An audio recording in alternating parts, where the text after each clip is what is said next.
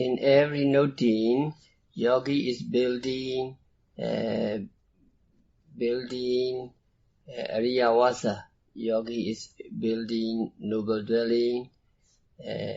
Yogi is living in the abode of noble. Now, Bhikkhu Desa, he forgot to note the desire. So as soon as he closed his eyes, he became a louse. And if he note or if he practice meditation, he will not go to the lower states. And for the Bhikkhu Desa, monk Desa, he has not too many properties, only one special robe he attached. And it is necessary to consider deeply for the people who have family and properties and many attachments and many things to be attached to.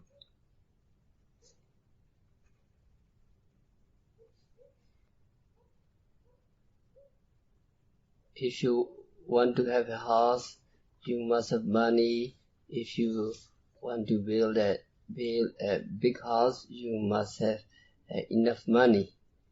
So also, the yogi want to live in the abode of noble ones, want to live in the Ariyavasa. Yogis must have faith. He should have no doubt that the practice of Ariyavasa Dhamma guarantees salvation from the lower states and the dangers of samsara, wrongs of rebirth.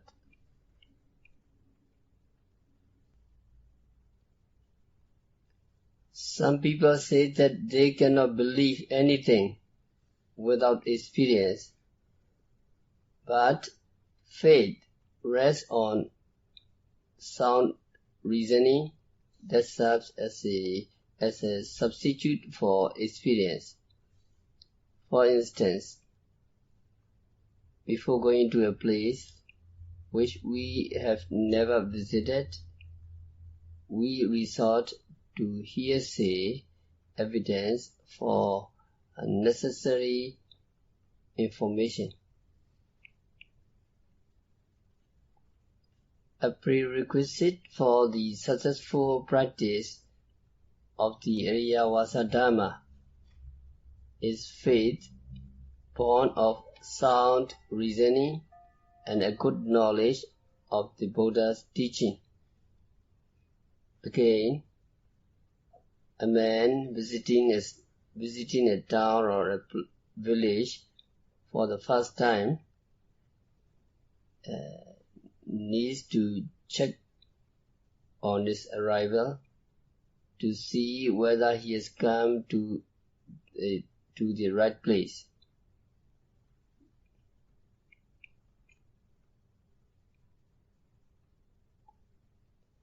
This is an example of a belief founded on experience, and in the same way, for the yogi who is seriously engaged in the practice of the Dhamma, there arises extraordinary insight knowledge that he helps him verify the teaching and leads to unwavering faith in the true teaching. Yes, we have some faith. We come here based on our faith. we have to note rising and falling of the abdomen. It is contemplation of the body. We have to note rising, falling, sitting continuously to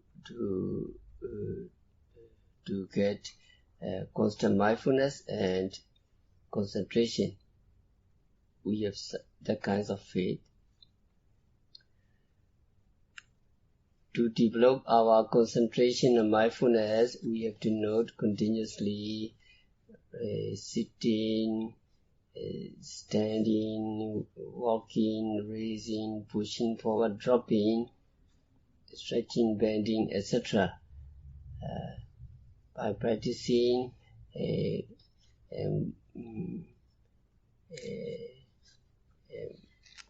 body contemplation, you can develop the momentary concentration. As soon as we see, we hear, we smell, we taste, we touch, we think, we have to note seeing, hearing, etc. Continuously. We need to know, we need to comprehend correctly the hearing, the nature of seeing, the nature of hearing, rise, fall, and change. The three stages of the kinds of seeing, hearing, etc. we may comprehend. So we have to note precisely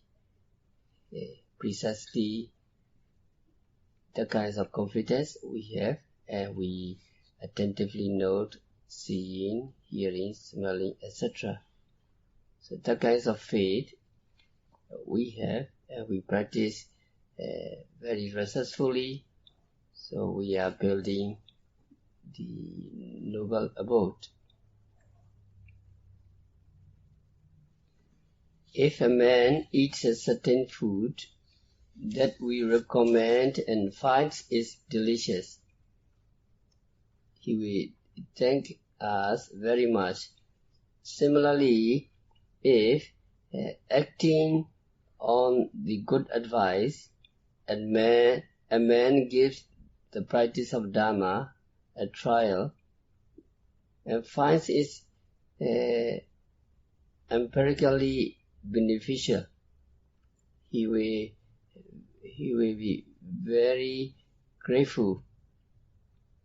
In fact, the doctrine of the Buddha lends itself to empirical investigation, personal investigation. It is in line with one of the attributes of the Dharma, Ehipassiko. Come and see. You can experience yourself. So to realize the higher noble dwelling in this life, we should have faith in the practice, strong will, and unflagging energy, saddha, chanda, and virya. We need perseverance that will sustain a strenuous effort. In this way, equipped with faith in the practice, strong will, and energy, yogi is in a position to build the noble abode. So yogis have faith in the practice and strong will and untiring energy. Yogi notes continuously all sense objects sitting, rising, falling, walking, standing, eating. Every moment, yogi try to observe. And every moment of his watchfulness is the moment of his building the noble abode, or every moment of his mindfulness is living in the noble dwelling. And this marks a step towards liberation from the danger of lower states. In this way, yogi develops mindfulness to the highest degree, and finally yogi become a genuine noble one, and he realized nirvana. In the lifetime of the Buddha, there were people who could not benefit from the Dhamma, even though they heard it directly from the teacher. There are two reasons for the non-enlightenment of some people, even under favorable circumstances, like encountering the Buddha. One is failure to do what is necessary, and the other is evil company. On one occasion, Buddha was seated amid the gathering monks. Then there came Gandharaka, a wandering ascetic, and Pesa, a lay follower. On seeing the monks sitting quietly, still, poised, self-possessed, and well-mannered, they not shaking their hand, they are very graceful.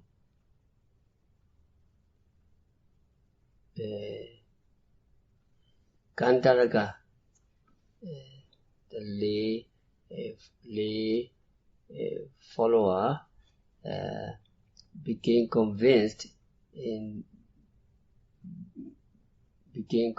of the benign influence which the Buddha teaching had exerted on his disciple. He told the Buddha about his impression of the monks, whereupon Buddha said, "Well, what you say is true. My admonition have helped discipline these monks very effectively. Some of them are already arahant.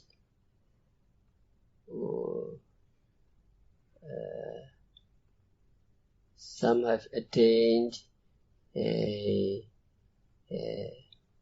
Anagami, some have attained Sakadagami, and some have attained Sotapanna, depending on the degree of their mindfulness. Arahants, they fully, thoroughly mindful. They mindful 100%.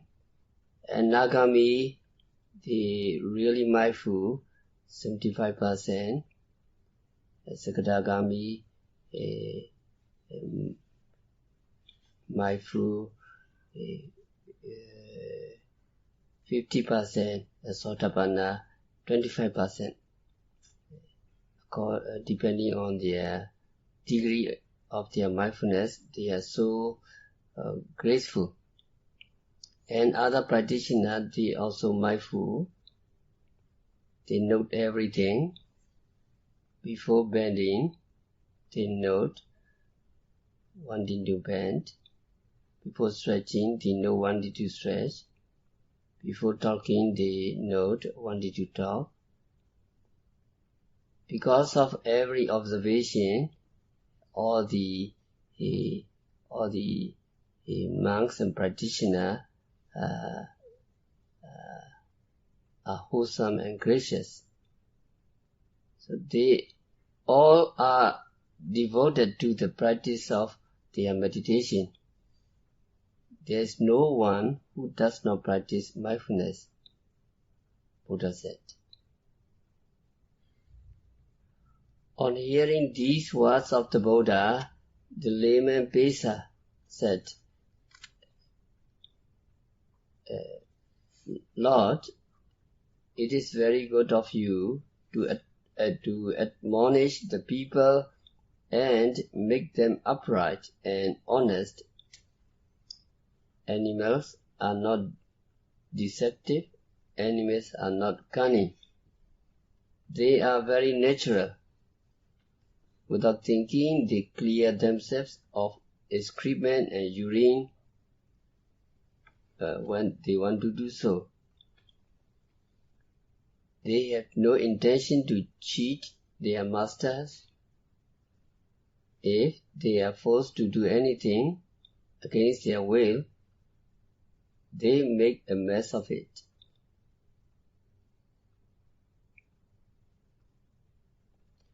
Unlike animals, men are crafty.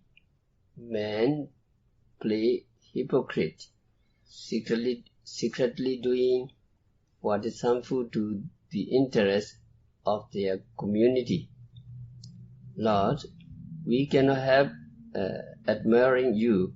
We admire you for your benevolence, because you have reformed the minds of many people who were formerly cunning and hypocritical. Lord, I too practice Satipatthana meditation occasionally, although I am a layman.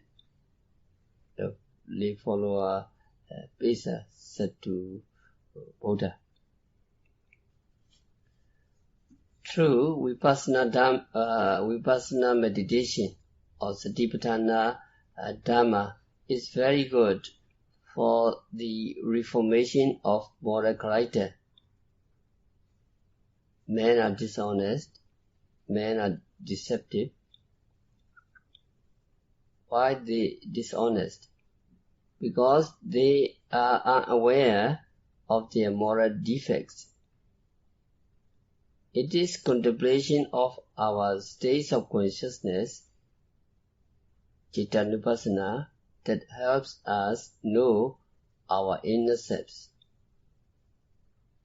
If we practice Vipassana, if we observe our mind, if we contemplate our consciousness,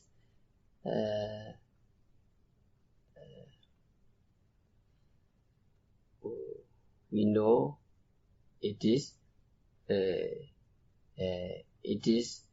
wholesome or unwholesome.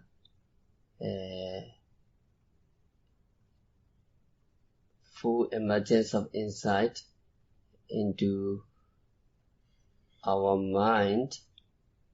If we contemplate our mind continuously, there we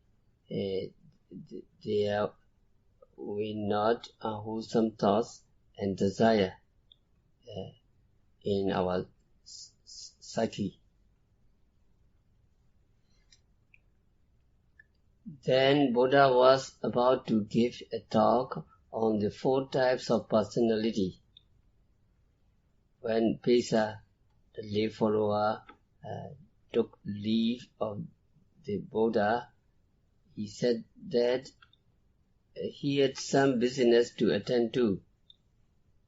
And Buddha knew that Pesa would not like to stay any longer, and that it would not much benefit him to listen to the Dhamma half-heartedly. So Buddha let him go away. After his departure, Buddha told the monks that Pesa was an intelligent man and that he would attain the first stage on the Ariyam path if he heard the Dhamma to the end. In this connection, the commentary raises the question of whether a person who had the potential for enlightenment could possibly fail to attain it even in the presence of the Buddha. The commentary insists on the possibility and points out the two causes of non-enlightenment. 1. The failure to do what is necessary, or failure to do the needful completely. And 2. Bad company. Negligence or failure to do what is necessary is of two kinds. 1. The negligence on the part of the teacher, and 2. Negligence on the part of the disciple to do completely what is proper to do.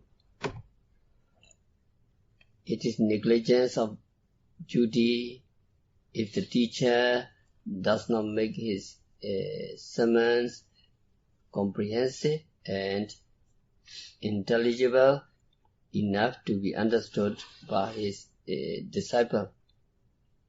Some people do wish to practice the Dhamma, but there is no teacher to preach or guide them. So they grow old and die without having any opportunity to practice the Dhamma, let alone savor its taste.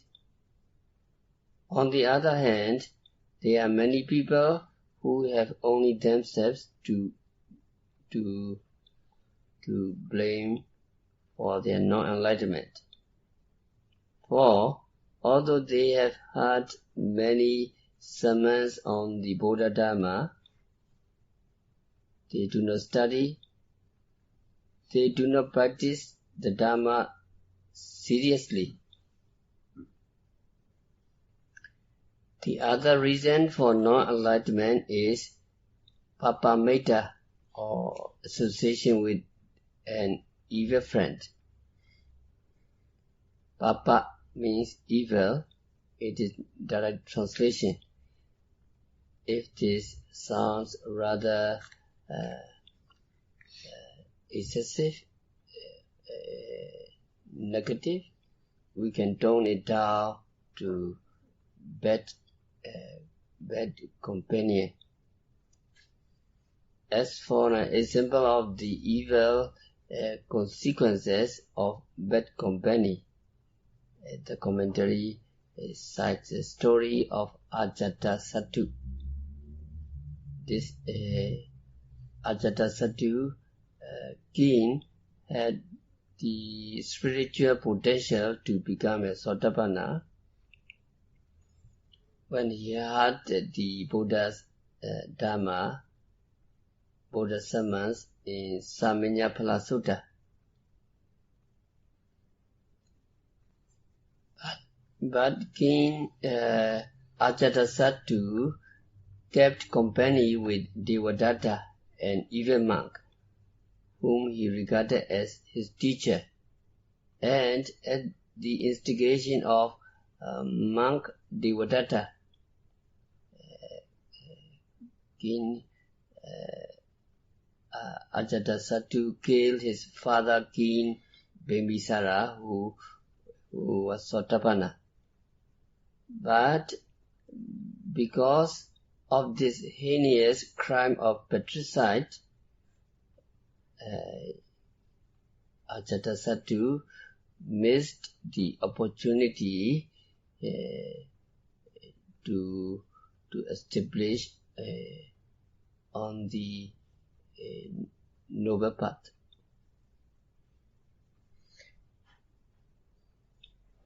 So there are many other instances of non-enlightenment due to association with undesirable people.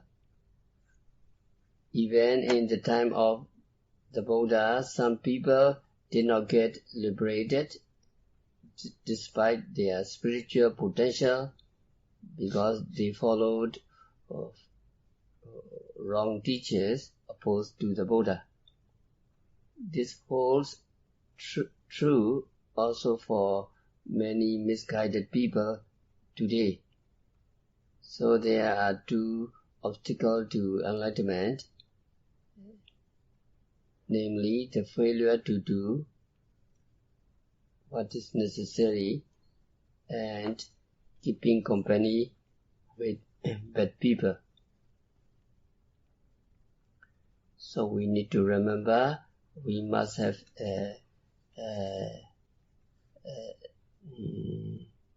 we need to have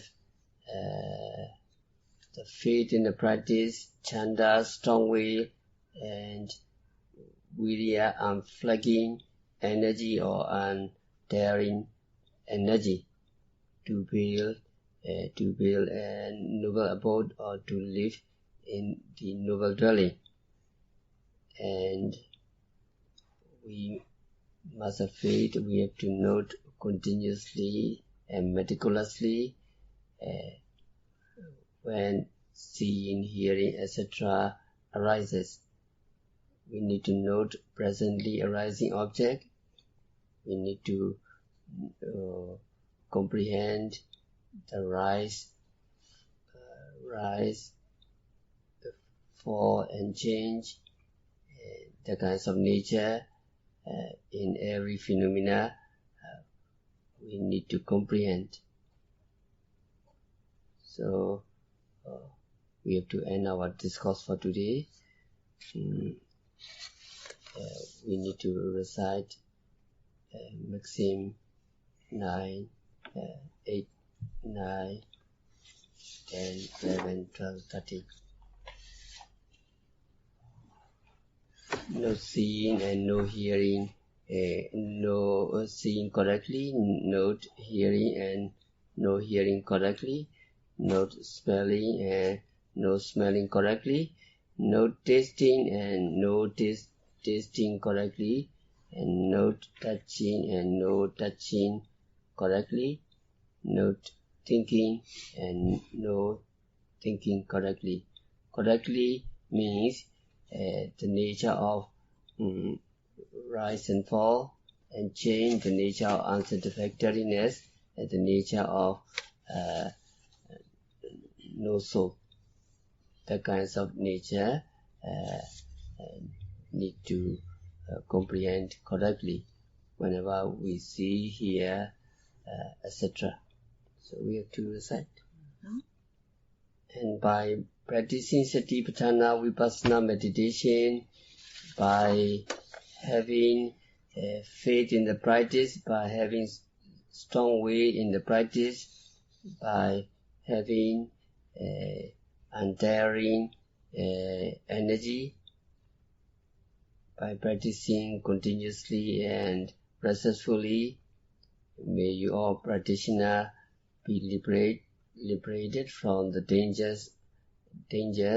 May you all be protected. May you realize the real peace in the very near future. Sadhu, sadhu, sadhu.